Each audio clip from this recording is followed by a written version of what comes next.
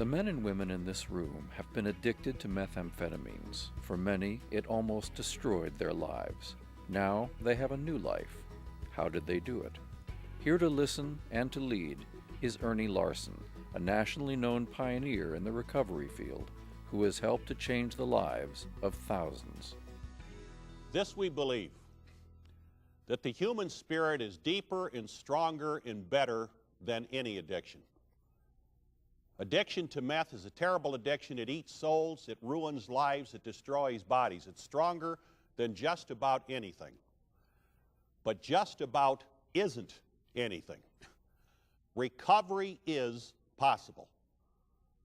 You can recover from methamphetamine addiction. It is not a death sentence. But all recovery starts, of course, with hitting bottom. You got to be ready. And in that wonderful moment when people do hit bottom, something changes inside of them. Something happens. There is a change. There's something that's different than there was before. And chances are you maybe have felt that, and you have heard that voice, and you have seen that, but maybe you haven't acted on it. But you can act on it. And there is proof that there is recovery from methamphetamine addiction, and the only proof is in the lives of the men and women who are living those kinds of lives. And those brothers and sisters have joined here today, and they're here for you, and they're here to offer you hope, and they're here to say to you that my story is not different than your story, and recovery is possible.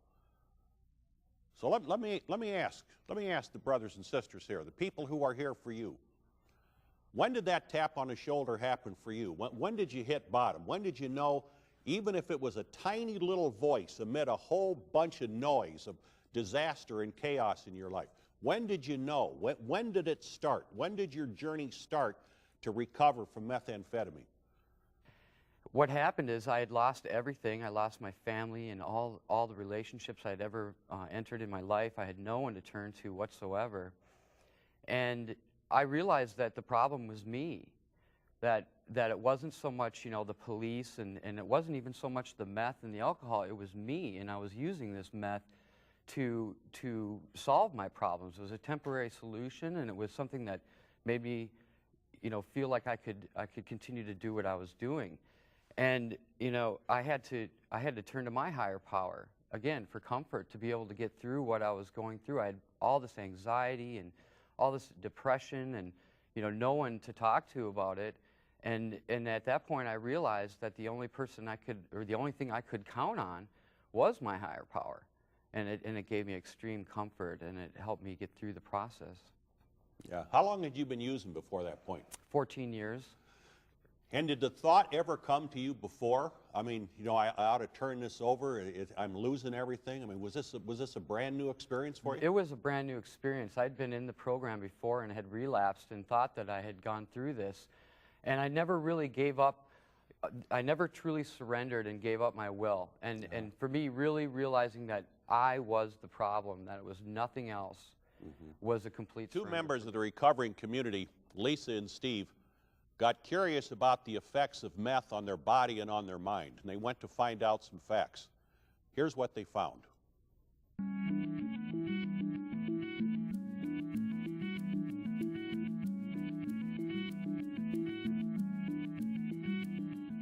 What happens in the brain when we feel good? Like when we eat a good meal or share a great kiss? Or get a pat on the back for a job well done? Let's look inside the brain. What we're seeing here are two brain cells. There are about 100 billion of these in your head.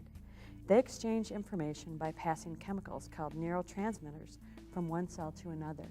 Here's a look at those two brain cells magnified. The two large round shapes at the top and bottom are the nerve terminals of the two cells.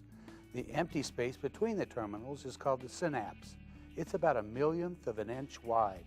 One of the chemical neurotransmitters responsible for feeling good is dopamine. When we get that great kiss, the dopamine flows from these sacs or vesicles into the synapse, where they find and fill the dopamine receptors in the neighboring brain cell.